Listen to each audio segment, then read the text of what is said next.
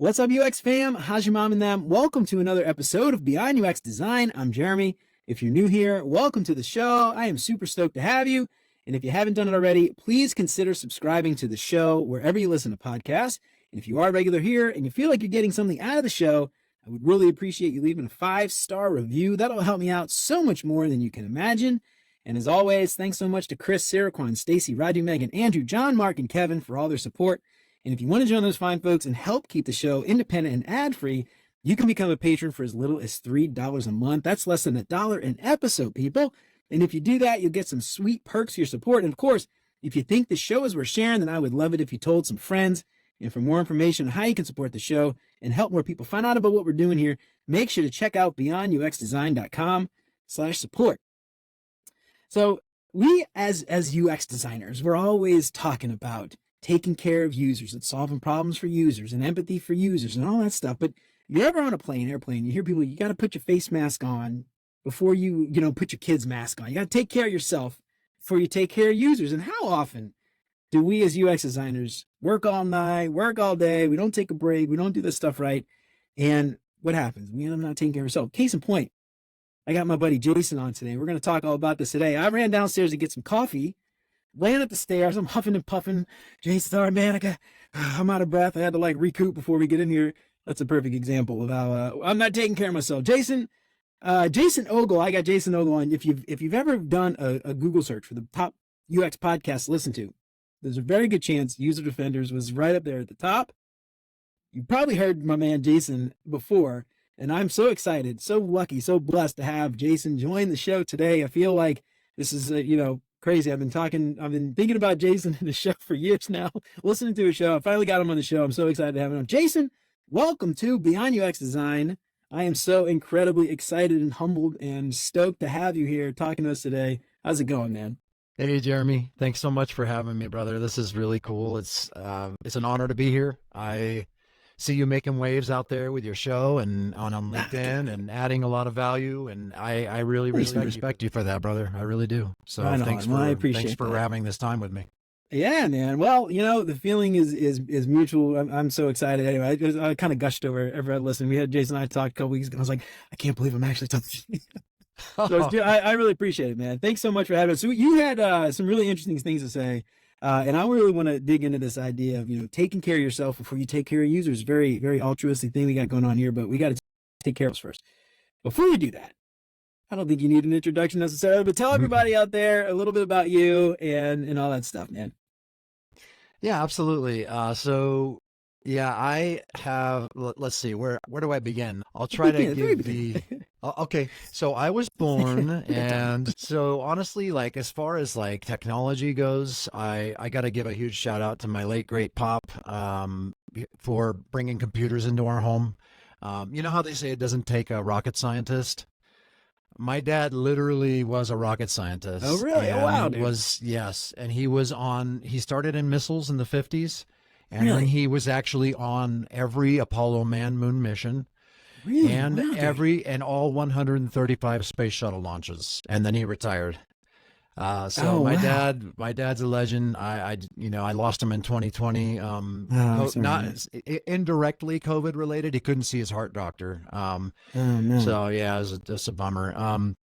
All that to say, he brought computers into our home, and I'm so thankful for that. When I was a kid, and the wonder and the awe, the cause and effect. I found my first computing book. It came with our Commodore Amiga. We had an Apple IIe before that, and then my dad noticed the Commodore was starting to take over, especially with graphics. It was incredible at the time. And it came with an A-Basic book. It taught you how to do a basic code, and I tried my first command was making Amiga talk. And I copied what I saw in the book, and then I actually made her talk, and I was in awe. I couldn't believe this cause and effect relationship. Yeah. And then, always being a comic book nerd, I always loved Wolverine is my favorite, if you can't tell by the facial hair. I love it, dude. I always loved art too. So when I discovered the World Wide Web, in mid 90s, thanks to America Online, I found out that I could make my own web page and then I could use code. I learned HTML nearly overnight. It was a lot more simple then. Yeah. Well before CSS3. Yeah. Every web page was responsive, kids, when we first got the interwebs. It's amazing how it works.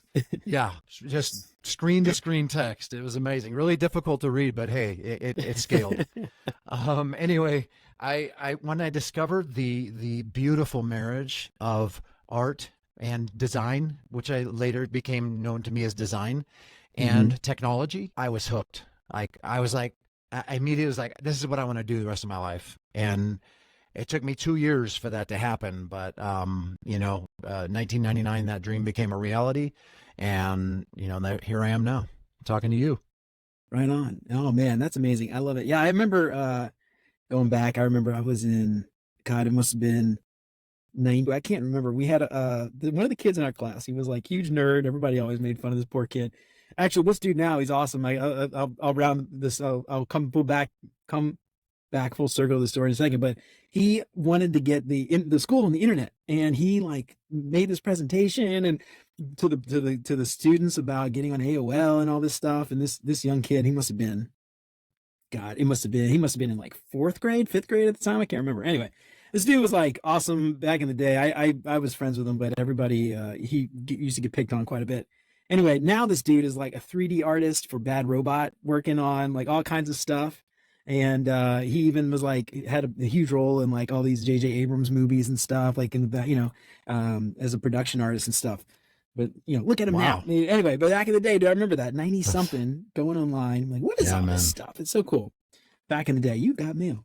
80, you're talking before we got on like slow internet, and I'm thinking like, can be worse than 56K.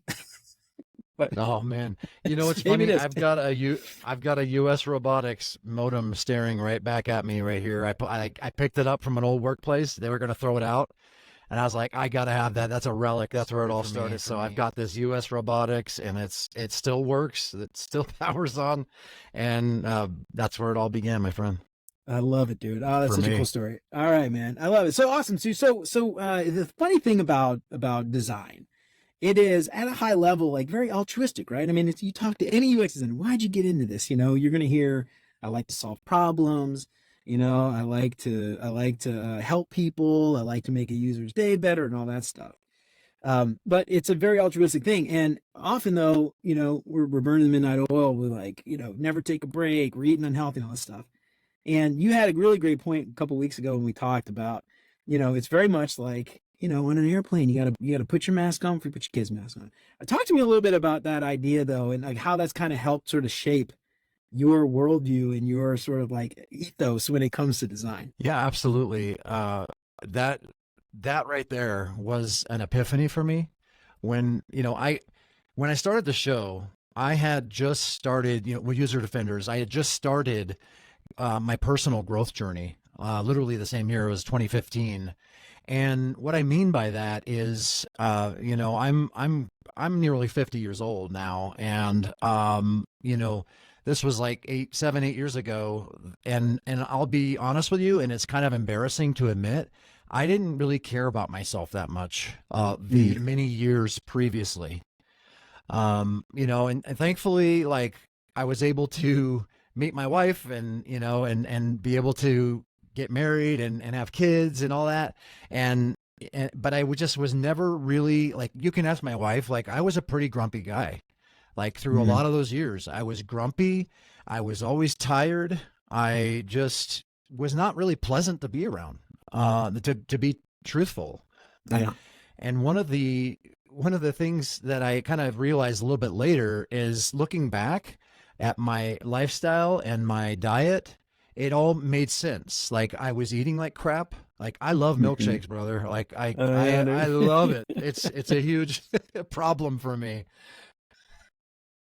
So I was drinking, malts, double thick, chocolate malts all the time. And, and then, I gained a lot of weight, and again, I didn't have great sleep habits. I never exercised. There's a scripture in the Bible that says bodily exercise profits little.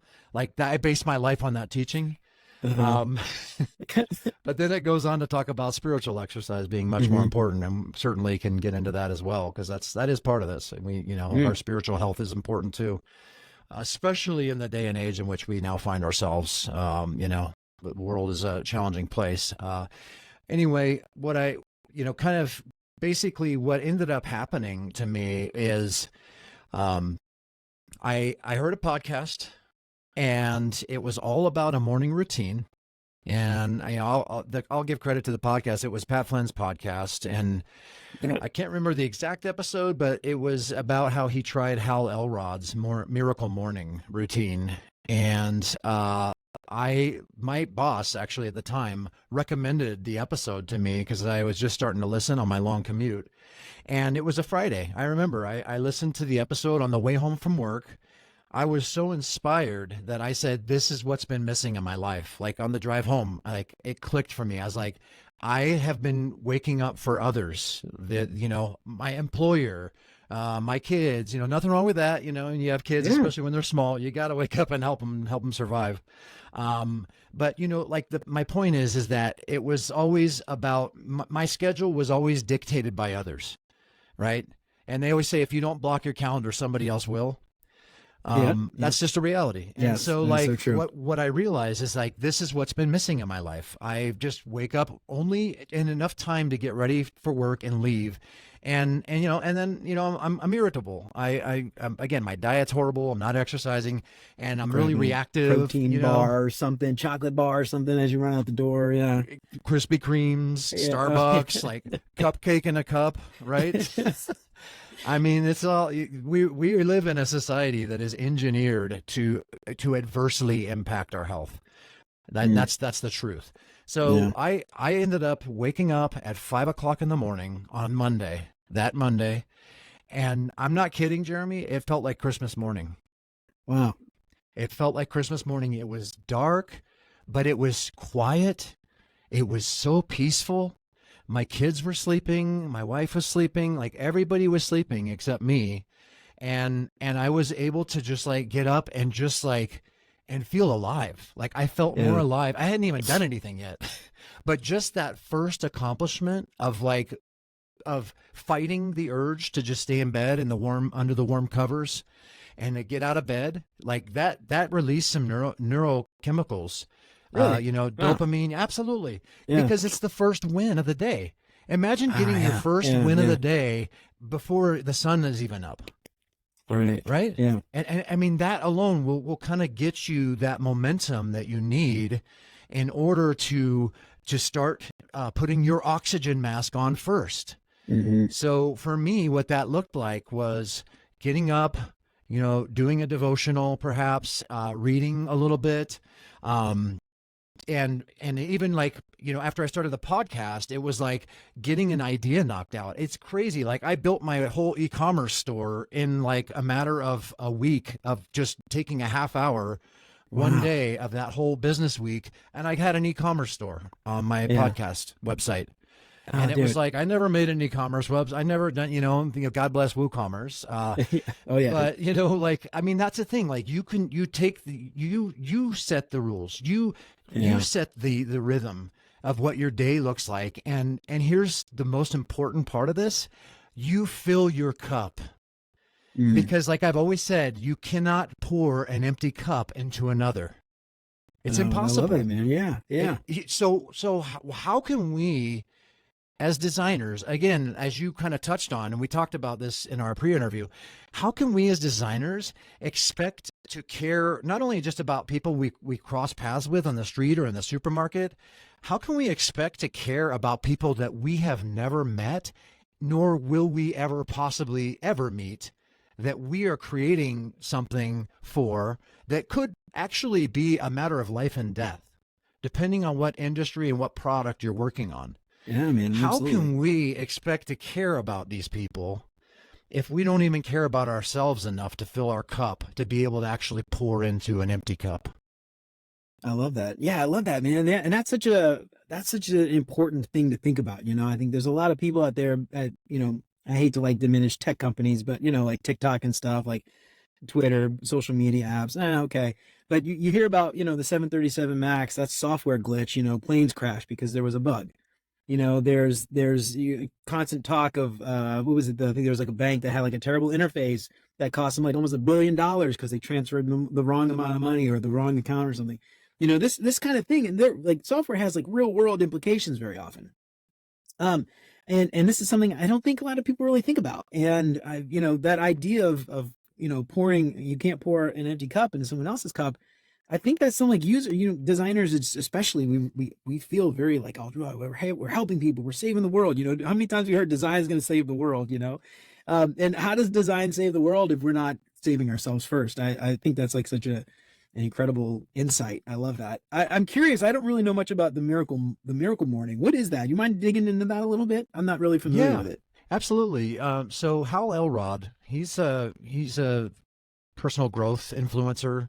Quite a story, actually. I think Pat Flynn actually funded a documentary. It was like a biopic about his life, because he's been through some really crazy stuff, like nearly died a couple times, like once in a really bad car accident. That's what inspired him to kind of like do this like personal growth thing, and Miracle Morning. And then he recently was diagnosed with cancer like several years ago. Like like terminal, like it was nearly terminal diagnoses. And I haven't checked on him in a while, but I think he's fighting. I mean, obviously he's fighting hard, and I think he may have beat it. But anyway, this is something that he came up with, and it's really, he has an acronym for it. It's called SAVERS. I don't remember exactly what those mean right now, but I'm sure your listeners can dig in and check it out. Yeah, Google that. But it's really all about just like waking up and again, like getting the good inputs so you can get the good outputs, right? Because we know garbage in, garbage out, good input, good output, those kinds of things. So, it was really life-changing for me. And again, part of this is exercise. So you touched on that a little bit, and, in a joking way, like I relate with you, man. I live in, in the Rocky Mountains, and I've been here for over a decade. I still get winded going up one flight of stairs. Oh yeah, I can imagine. And I am on the treadmill every day. Like it's just one of those funny things, For me, it's the altitude. But really the point is that, we need to be taking care of our bodies. Like we only get one. Right? Like, unless you believe in reincarnation, we can have a discussion about that another time. I don't think that's going to happen. But anyway, you get one body, one chance, one life to live here. And really, the Bible describes it as a temple too, like it's a spiritual temple. And, we ought to really take care of this vehicle that is carrying our spirit around. Right. And so one of those important aspects is exercise. And, our bodies, this is the funny thing. This is part of the beauty and the curse of technology. The beauty is it's a lot easier to do things than it used to be. The curse is that we have to exert a lot less energy to accomplish those things, right? Like our ancestors, they didn't have, chiropractic wasn't even a big deal until the modern age. We didn't need chiropractors until the Industrial Revolution. Think about that. Yeah. Right. Why? Because our ancestors were constantly doing things, physical things that their life depended upon. Right. They didn't have the ease that we have now. And I think the Wall-E movie, or those those people, they're just sitting in those beach chairs and they're just doing nothing, and they're just it's kind of the future I think that we are heading toward. In a weird way, and so, and I want to caveat this conversation too. Like, I understand, like this is not about fat shaming or anything like that. Like, this is just talking about health. I know there are some folks who have significant challenges and really they have a difficult time trying to implement some of the things that we're talking about today. So I just want to be sensitive to that. And this is not about that. Okay. And I also do want to be Absolutely. sensitive to folks with mobility challenges as well. Like there's things that I'm going to probably talk about and we'll talk about that you just can't do. And, you know, and that's understandable. Right. So Hmm. this is especially for folks who, you know, have the, you know, the mobility presently and the abilities to be able to implement some of these life changes. And I know there's other things you can do if you are, you know, if you have a disability. There are certainly other things you can do. There's thinking, you know, triathlon. There's like Olympic activities for folks. Yeah, These guys and gals are way stronger than I could ever hope to be, right? absolutely, So man. I just wanted to caveat that out here, but we need to be we need to be practicing physical fitness because there's a mind body connection here. Hmm. That is a critical part of this. Yeah. You know, have you heard stories about like about a married couple they've been married for 50 plus years. They're old. One of them dies sadly because Yeah. that's, you know, what happens when we get old. Hmm. One out of every one person who eats organic will die. Um, it's True. true. Science fact. It's as yeah. There's a guy trying to be immortal on LinkedIn. I've seen him. I'm like, man, Yeah, they're like rich I dude, applaud your millions of efforts, dollars a but year or dude, something. Yeah. just Yeah. give it a few more years. You might last 10 more years, but you will die, my friend.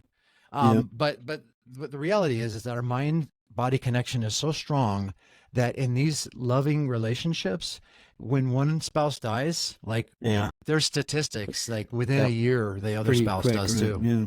Maybe Absolutely. within, you know, so that's a really important thing. And again, when we're exercising our bodies, like even if it's like a treadmill, if you can get on the treadmill or even go outside if you don't have one, not everybody has a treadmill. I'm blessed that I do. And especially in the winter seasons that we get here. Hmm. Oh yeah. But if you can't, like, you know, go outside or jog in place or something like that, like if you can create that habit where even 3 times a week, I recommend like 4 to 5, but even 3 times a week, if you can spend, you know, 20 to 30 minutes moving and breaking a sweat, I am confident that your mindset will change Yeah. radically. Yeah. Something really interesting will happen if you're like me, where you didn't really care about yourself. How much harder is it to care about others, right? Hmm. Something magical happens, and scientific, right? If we want to get in the minutia, that where it actually creates more empathy in your life for others, because you're like, dang, I feel good. Dang, you Yeah. know, like, man, Yeah. I'm glad to be alive today. Like my Yeah. boss asked me Yeah. that today at our one-on-one. How you doing? I said, it's a good day to be alive. You know? Yeah.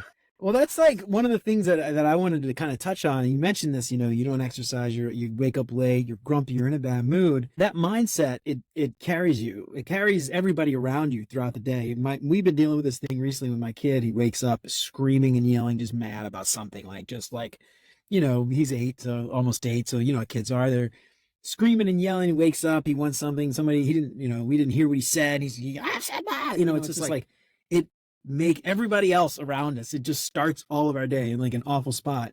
And when you're a professional and you go, especially something like with us, where relationships are so important to get our work done, and you go into to work in a miserable mood, and somebody does something to you, you know, that you didn't like. The first thing you just you know, that jackass, I hate that guy's always messing with me, but you know, and you just like, you can't get your work done when you take that mindset, especially in software. It's just inherently collaborative, right? And assuming positive intent is so important because people do things that, you know, all the time. It's just like, you know, you hear so many horror stories about UX designers, product managers, engineers just never getting along. And when you go into the office with that mindset, because you woke up late, because you stayed up late, because you were watching TV, because you were on your phone and you didn't get good sleep or whatever, you know, it really does change your job, your relationships at work, and how effective you can actually be as a designer. You know, I don't think a lot of Absolutely. people realize that. You're absolutely right. Like this job requires good communication. I'd say great communication. Mm-hmm. Working with folks who are different than you, working with folks who do different things than you, that is a really critical part of the job.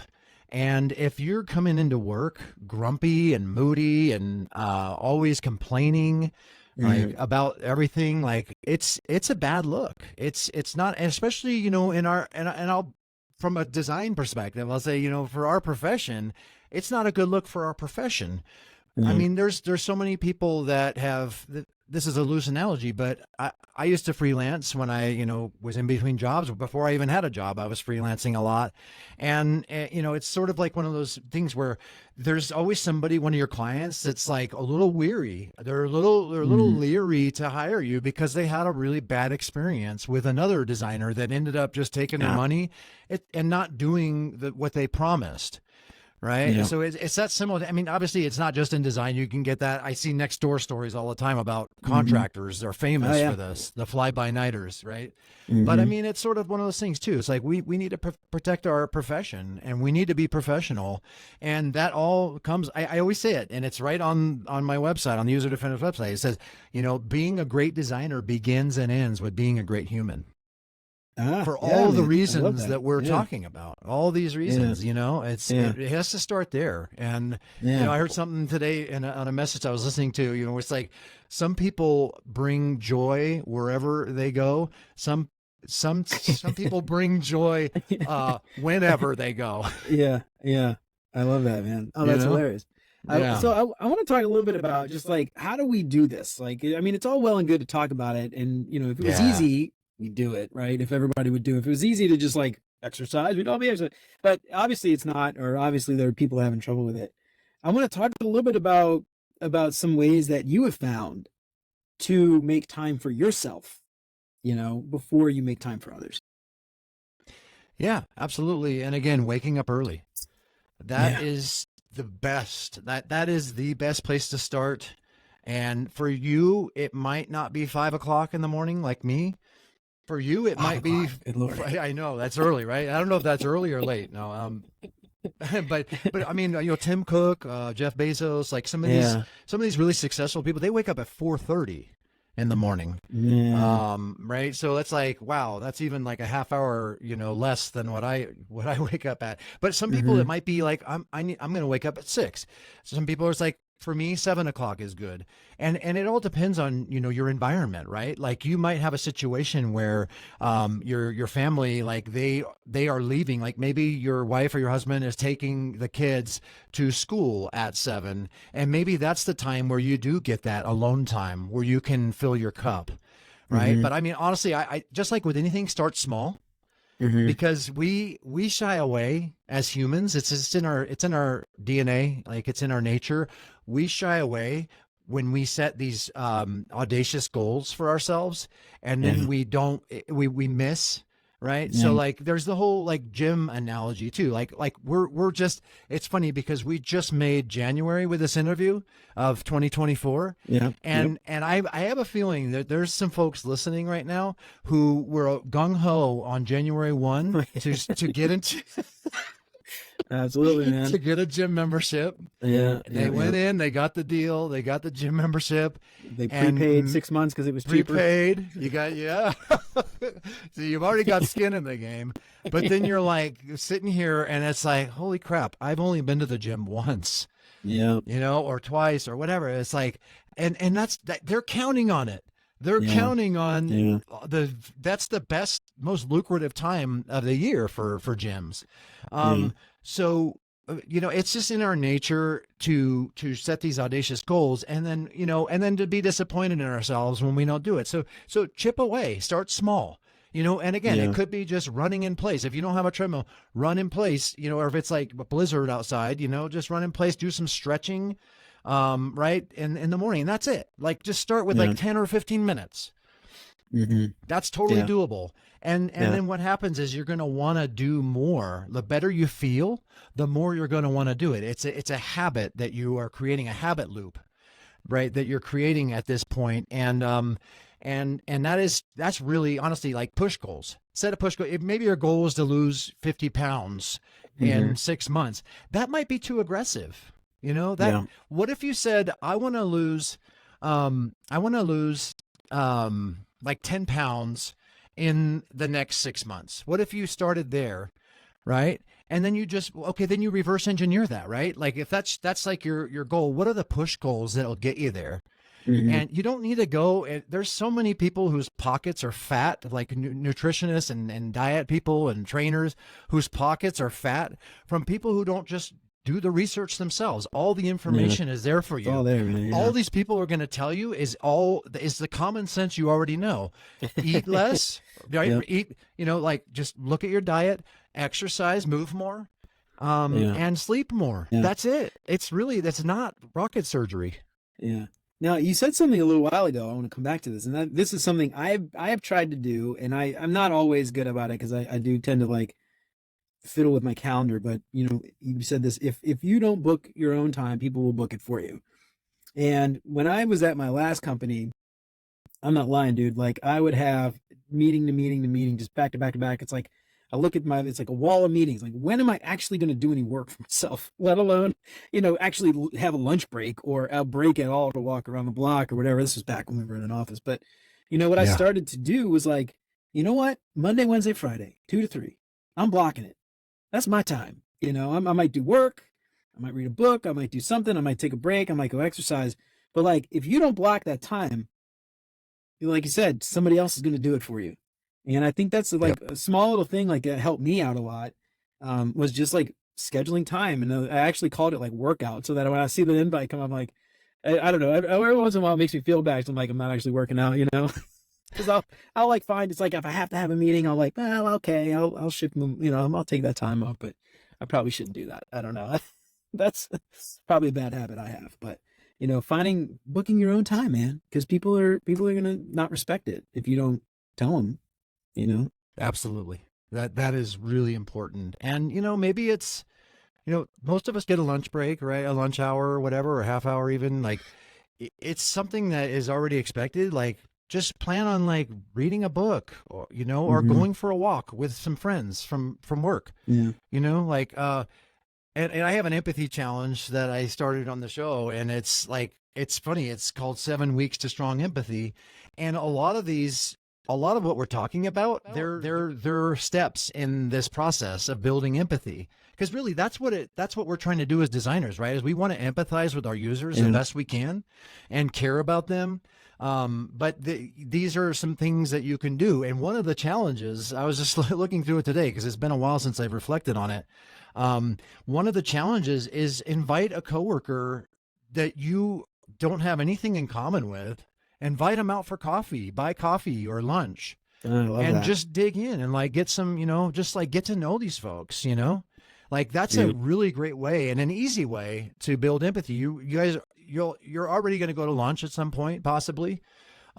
Just do that. And then again, it has to be somebody not on your team, not somebody you talk to every day, but somebody in a different department, right? And especially somebody who is doing different things than you are. It's a great way to really be curious and to learn more about that person. And that's what we're doing as designers, right? Like we are designing for people who are not like us. Yeah. So it's good. Yeah. It's good exercise in that way. I love that. Yeah. Like a little mental exercise. I love that. That's awesome. Right. Dude, something else I want to talk about too. And this is something I think a lot of junior designers maybe fall into this trap. And I'd love to hear your thoughts on how you've kind of overcome this over the years. But a lot of the stuff we're talking about, it takes a lot of self-control, right? And a lot of self-discipline to find the time to do these things. And often junior designers, they will take on all the work. Hey, I need you to do something. Okay, I'll do it. And at some point we have to start saying no so that we can take care of ourselves. And I'm curious, how did you end up getting to the point where you could start saying, you know what? No, like and feel good about, or not feel good about it, but what's the right word to say that? Like not feel bad about saying no. I think that's something that a lot of people really struggle with. So I'm curious, like, how did you learn to get to that point where you're able to push back a little bit and save that time for you? I love that question, Jeremy. There is so much power in no. There's so much freedom in no. Oh, I like that. Yeah. I say no way more than I say yes. And it took me a while as a recovering people pleaser to actually come to that conclusion. Yeah. That, like I love what Derek Sivers says. He says, if it's not a hell yes, it's a no. Yeah. And I think all this hustle culture is just a bunch of BS. I'm with you, man. Like I'm not going to name names, but there's people out there on LinkedIn and influencers that are just hustle, like I had a wine I had a wine business, and now I'm, you know, an influencer, and like, and I never sleep, and I never, you know, it's like, okay, well, what's your life really like if you're being honest behind the scenes? You know, how are your kids, like, how do you ever spend time with your kids, with your family, right? Like, how do you ever make time for the things that are important? You know, like, yeah, you may be a millionaire, but guess what? Your wife left you, your kids hate you. Yeah. Who's going to be there when you're on your deathbed? Yeah. That's really that money with. Yeah. Absolutely, man. What matters in the long run? I saw somebody say something recently. I can't remember if there's like a tweet or something on LinkedIn, but you know, their job, or they're not, sorry, what I say this, their plan for themselves is to make not more money, but more time. You know, so like, I like that. Get to a point where I have more free time. Like, I'm going to take on work, not because it's going to make me more money, but because I can charge more so that I have more free time. You know, I'm going to start charging more per hour so I have more free time, and I'm going to make the same amount of money, but spend less time doing it. You know, spend less time making that money. And I like, to me, that was like, you know, it's like, I got a certain level, I got bills I got to pay, I got a certain minimum I got to meet. You know, I can make a little bit extra than that, but like, the more I make is the less time I get to spend doing the work. I make the same amount of money, you know, and that's kind of been my goal. Like, since recently getting laid off now, it's like finding the consultant jobs. Like, I can say, all right, here's X amount of dollars an hour. I only need to work 15, 20 hours a week and make what I was making before. You know, I don't want to work 40. I want to work 20. I want to work 10 and make the same amount of money, you know, and I can go get my kids and go volunteer at their school and, you know, serve lunch and do all that other fun stuff with the, you know, the class parties. But there's so many people out there that, they just the hustle. And then you're right. Is it worth it? You know, it's not. I mean, here's the thing. Like, I am going to empathize too with folks starting out. Like, it is hard. I totally understand. I mean, it's been nearly 30 years now for me. But I remember how hard it was to get my foot in the door. It took me 2 years after, you know, my aha moment with a website, my first, you know, personal website with 100 animated GIFs on it. I remember just like thinking, like, I need to do whatever I have to do. Like, you know, we're scrappy. That's what I love about, especially about designers and engineers, you know, like, we're scrappy, man, and we'll figure it out. We will, you know? So like, when you're just starting out, sometimes you do have to burn the candle at both ends. I totally get that, right? Sometimes you do have to take on free work to get a portfolio. That kind of sucks, but you know what? You got to be gritty too. So it's that funny balance, right? Where it's like, you still have to, and over time, like when you do get more established and people do start seeing your work and start appreciating and realizing what it is you're capable of. It's that funny balance where you need to set healthy boundaries, but you also still need to stay gritty. Yeah. You know, because I think, you know, as a species, as a human race, like, we've become really soft. Yeah, like, there's no way we could survive what our grandparents did, like in the Great Depression, right? Or great grandparents, whatever. There's no way we would die. We would all die within a week, or, you know, or a month. Zombie apocalypse, we're out, man. There's no way. Our grandparents would solve a zombie apocalypse, would survive a zombie apocalypse. We're not. I'm not. I can tell you that. We're not equipped, man. And so I think it you know, not to get doomsday, you know, or anything, but we're living in really unstable times right now. Like, with rumors of wars, you know, with, you know, all the global tension and things. Like, this is another reason to take care of yourself, is because, you know, you may be in a situation, we may be in a situation one day, you know, where we really do need to be able to take care of our, you know, of whoever's with us, with our family, whoever, our neighbors, right? Like, we may be in a situation where we need to, you know, haul a water barrel up a hill. I mean, you know, dude. These are all important things. I told you, you know, in the pre-interview, I told you a story about how when I first moved here to Colorado, again, after not taking care of myself, not exercising, still trying to adjust to the altitude here. I remember, like, I saw a car broken down on the side of the road, and it was this person was just in his car, and nobody was helping him, and he was blocking traffic. And, you know, and this, like, it always gets the better. My heart always gets the better of me, where, like, I want to help you. I want to help you. By God, nobody's helping you. I'm going to do it. And so I pulled my truck over to the side of the road. I got out, and you know, this guy was driving. He had to steer the car. And so guess who had to do most of the work? This guy. Yeah. And I collapse was able afterwards. to get him. I was able to get him moved out into a parking lot. It was actually going uphill too, which really sucked. Oh no! Oh my But God! I was able to help him, to get there. But guess what? I nearly had a heart attack after that. Oh man! Damn. I'm not kidding. Yeah. It took me 5 minutes at least to catch my breath. And that's when I realized it's like, man, we got to be fit for service. Yeah. We got to be. We never know. You never know when you're going to need to help somebody. And I think about, here's kind of another sort of tangential lesson from this is love is a far greater motivator than fear. Mm. Yeah. That's the truth, isn't it? Because we will do things without even thinking about it out of love more than we will out of fear. Yeah. And I think about 9/11, that's a perfect example. Not only all of our brave, servicemen and women, and the fire department and the police, folks responding, first responders, but there were also a lot of stories that came out of that of just normal, people, everyday people who were immediately filled with passion to help anybody and everybody they could. And there's a story of the guy with the red bandana. And that's worth a Google, folks listening. And this guy, he was kind of a nobody, but his dad was like a service person, a first responder. He was training to be a fire department. He was a cadet, so he had that already, some of that instinct in him. But man, he kept going and helping people. He's like, I know the way out. You couldn't see anything in some of these offices. It was pure smoke. Yeah. And he's like, I know the way out. And he would like lead people out, and he would like help people down the stairs, and he would come right back up and keep coming right back. There's more people to help. There's more people to help. There's more people to save. Like, man, that's love. That's motivation of love, no fear.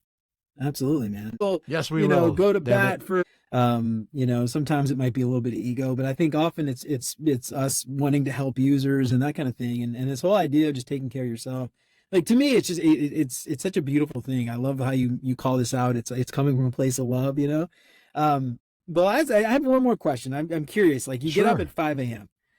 That begs the question, like, you got to get to sleep on time. Right. So, like, how do you go to bed at a certain time? Because I will be honest, dude, like, I got the phone in my hand, or the TV is, our laptop. Luckily, we don't have a TV in our bedroom, but the stupid laptop, we pull up Netflix on my laptop or something. So, like, but there's always a distraction. I'm just curious, how do you get to a point where you're like, to get 8 hours of sleep? I'm not good at math. That's why I became a designer. What is that? You got to get to bed at like 9 o'clock or something. Yeah. What time, or how do you do that? Like, what's your routine like before you go to bed? Do you have a secret to getting up at 5 a.m.? Yes, I love this question, Jeremy. I appreciate you asking that because sleep is another really important part of this. So, there's been studies done on sleep. The fact that a lot of folks get way less than even 6 hours of sleep a night when recommended is 7 to 8, as you just touched on. Yeah.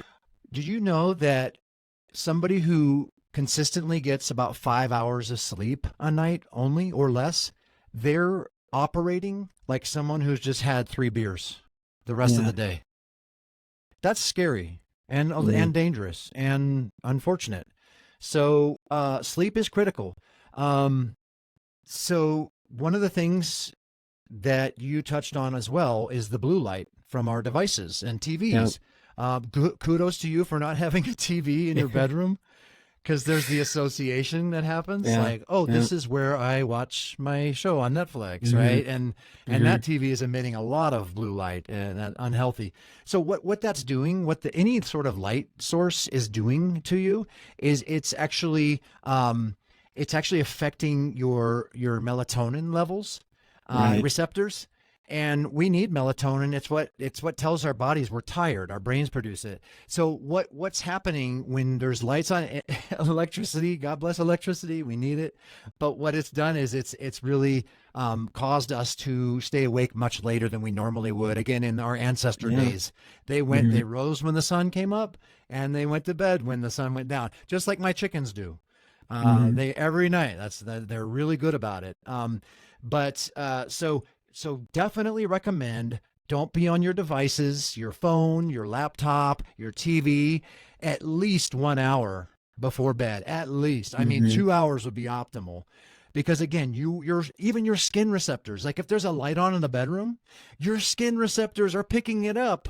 And and it's telling your brain, it's crazy. Our bodies are so intelligently designed. It's telling your brain, oh, it must be daytime. I should probably be awake right now, right? So take all the lights out, take all the lights off. If you can get blackout curtains, that's super helpful as well. I use a mask, as dorky as that seems or whatever. Like, I don't care. Only my wife sees me at night. And I got these things. They're like bug eyes. They're like, I spent way too much money on them too, but I can't sleep without it now. It has been instrumental in simulating darkness for me, even if my wife is reading a book, while I'm trying to fall asleep. Those are really, really helpful things. And then here's the other thing.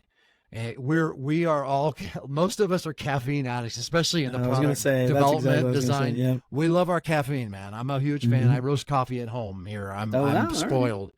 So I love coffee, but I make sure that I don't have any more caffeine after 9 or 10 a.m. in the morning. I'm done. Okay. I don't have any caffeine, and that's it. I'm done. I'm again, cup already. It's 2:30. That's the thing. And so again, if you wake up a little bit later, then you have a little bit more grace there. If you're not up at 5. For me, it's like, I know I'm going to be up at 5. So I got to do this. So I highly recommend just really be mindful of your stimulants, of your caffeine intake, and it's got like a 10-hour half-life or something like that. So again, I'm not good at math either. That's why I'm a designer. But there's something to the effect of, it's going to, if you go to bed at 10, you really shouldn't have any coffee past 2 or 1 or 2 even.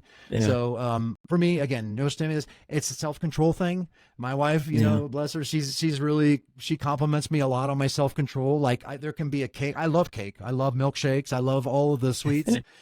But I just choose self-control. I just say no. Like, it is hard. Don't get me wrong. But like, I just think about kind of what that means in the future. There's a whole, James Clear's Atomic Habits book is incredible. Highly recommend that for really learning a lot about healthy habits and things, and how to create them, how to break unhealthy ones. It's incredible. So the reality is that when you are creating good habits, you're kind of paying the price now, right? For good outcomes later.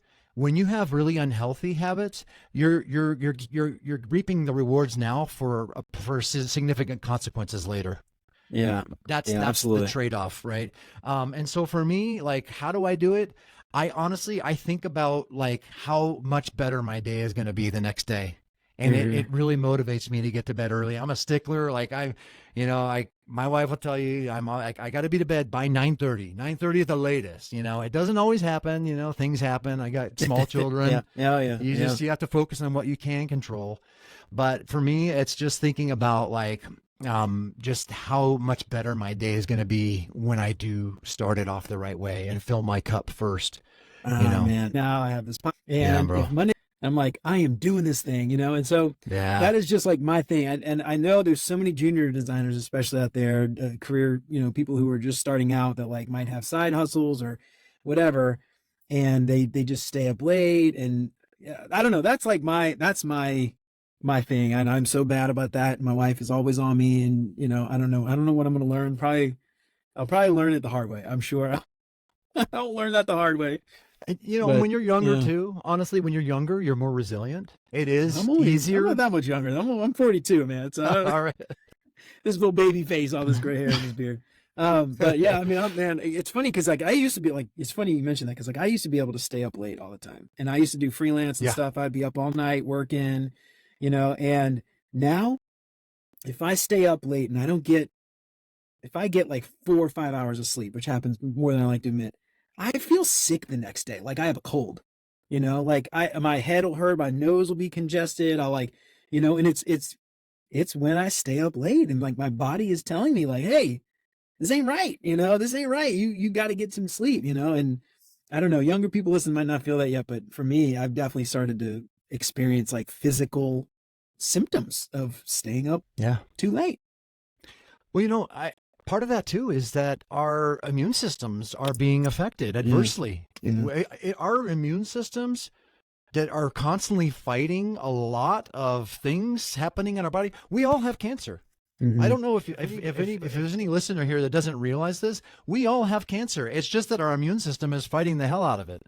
Now, if we don't get enough sleep and our immune system is suffering consistently, like Reed Hastings would like us to watch Netflix all night. He says that his biggest competitor is not Amazon or HBO, it's sleep. I don't trust a CEO that is trying to kill us. I'm sorry. But I digress. We need to get sleep for our immune system to function well and to not feel like crap and to not feel sick all the time, right? So that we can be fit for service. Man, I love this. This is such it's one of those things like you could say this all day long. You could tell your kids stuff and it just you're not gonna change your mind until it happens to you. And but that won't stop us from trying. So I love it, man. Before we get out of here, we're going to talk a little bit. I got some questions I want to ask you. Can I give one more hack? I want to give a quick. Please do. This is funny. Like I mentioned, I have a treadmill, and I know not everybody can afford a treadmill. They aren't cheap, and they certainly need to be maintained. But even if you don't, again, there's a lot you can do without one. But for me, the smartest thing I ever did was put a TV in front of it. Yeah. So you watch TV at work. Yeah. James Clear calls this temptation bundling. I love it. I'm doing something that I don't really want to do with something that I really actually do want to do. Right. And this is the thing about TV shows. Like there's so many good TV shows with awesome plots and characters and a lot of episodes. So, the biggest transformation that happened in my life when I first started my personal growth journey was watching Dexter, I think there's like 9 seasons or 8 seasons while I was running. And guess what? I couldn't wait to see what happened next. And so what better motivation, if there's no other motivation, like, hey, this is the time I'm going to see what happens next in this show I really like while I'm running or walking, Yeah, that's actually really smart. And the irony too is that as we've got all these fancy little computers in our hands all the time, like how often are we actually watching TV? Like it's on, but are we really paying attention? And I would argue most of us probably are not like flipping around on something, reading the internet, just doom scrolling through whatever social media, not really watching the show. And when you're jogging, you actually, you're not going to be playing around with your phone while you're doing that. Or you're obviously going to be watching the thing. You're paying attention. You're actually getting the experience. So anyway, that's really smart. I love that, dude. Thanks, cool. All right, man. So before we get out of here, I got some questions I want to ask to help our listeners get to know our guests a little bit better. But before we do that, why don't you give yourself a plug, let everybody know where they can find you and all that stuff. Yeah, thanks, Jeremy. LinkedIn is the last social network standing. I went on a social network deletion tirade, especially after Mark Zuckerberg started ripping us off, stealing all of our data and selling it without our consent. So that was the first one to go. And then more recently, within the past year plus, actually it's probably been longer, Twitter was the first next to go. This is before it was X, before it was actually right before Elon took it over. So I didn't do it because he took it over. I just did it because I just was tired of all the drama and politics and just all the bad inputs coming into my life. So I canceled that. I had a lot of followers too and things like that. So it was sort of like that, oh, I've worked so hard. I was been on here since 2000 or whatever. But that was the next one to go. And then there was Instagram, and I had dedicated some time to that too. Instagram went. It's like, okay, LinkedIn is the one I'm not going to delete. That is tied directly to my career and my network. So long story short, LinkedIn is great. Follow me on there, connect with me, whatever. And then my personal website, jasonogle.com, which you'll find my LinkedIn profile as well as my YouTube. And so far there's only 2 videos there that I made for my heuristic evaluation thing. But that's really the best way to find me, though. I appreciate you asking that. Yeah, of course. And obviously, User Defenders, your back catalog is still up. So go start episode 1 on go. You have like 300 something episodes. Yeah, like insane. There's not that many. There's like probably there's 100-ish. Okay, I thought there was more. Yeah, there's about 120 or something like that. Yeah, I love it. Yeah. So speaking of social media, I watched The Social Dilemma. I think that's what it was. oh, that was great. And I'm not lying, dude. As soon as the credits rolled, I went and deleted Facebook, Twitter, Yep. all that stuff. I did keep. I kept LinkedIn because the professional aspect of it. And I feel like because it's not anonymous. It's less jerks. I feel like there are some jerks. Sure. But you don't get the trolls like you get on Twitter and stuff. And anyway, I'm on LinkedIn. Everybody, that's like the only place I post. And I'm like, feel like I'm missing out sometimes. I like Twitter, but I'm just like, you know what? I can't do it. I'll let other people. Fully agree. Cool, man. All right, we got these questions. All right, you ready? All right, so Jason, we got some questions I like to ask all of my guests to help our listeners get to know our guests a little bit better. First up, what is your favorite non-design book? Okay, I gotta say it's been the #1 New York Times bestseller forever, so they had to take it off the list. It's the Bible. Yeah, I mean, getting into the spiritual health, for me, that's my spiritual health, man. I need help. Let me just put it that way. The beyond myself. And then, beyond that, like, I'm an overachiever. I'll probably give you 2 answers to all of these. That's all right. Mindset by Dr. Carol Dweck. I've mentioned it numerous times on my show, and that book really changed my life in so many ways. Like, it's sort of like it confirmed what I already knew deep down, but it articulated it so well. The fact that we can really do whatever we want. We can accomplish whatever we want as long as we fix our mind on that end, to that end, and do whatever, again, like I said, reverse engineering the steps to get there. As long as you realize, bottom line, as long as you realize that you can grow and learn whatever you want, and you're not fixed. You don't have fixed traits like so many people for the longest time thought. Yeah. Like it was like light bulb moment for me. Absolutely, man. Yeah, I actually have an interview coming up soon with Kate Pinkett. She did a talk not long ago about like mindset change and like how to like reframe scenarios and all this stuff. And anyway, I love it. It's such a true thing too, because like it is that simple sometimes. Like it's easier said than done, but it is that just changing your mindset and just flipping, negatives to positives and just thinking about them in a different way. It's amazing how our brains work, and you solve so much stuff. Like we've been doing this thing with our kid, the power of yet, like just adding yet at the end. I can't do that yet. I'm not as good as that person yet. I can't do whatever yet. And so I don't know. I kind of love that stuff.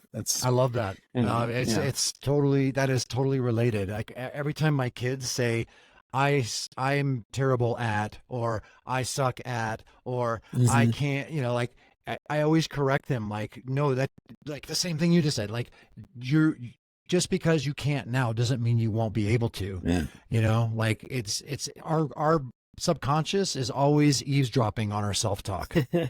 Absolutely. And it does inform the way we feel about ourselves and think about ourselves. So self-signaling, I think, is what that's called in psychology. Absolutely, man. Yeah, it's good stuff. All right. What is your favorite non-design podcast? Pardon me. Oh, you good. Again, I'll give you 2.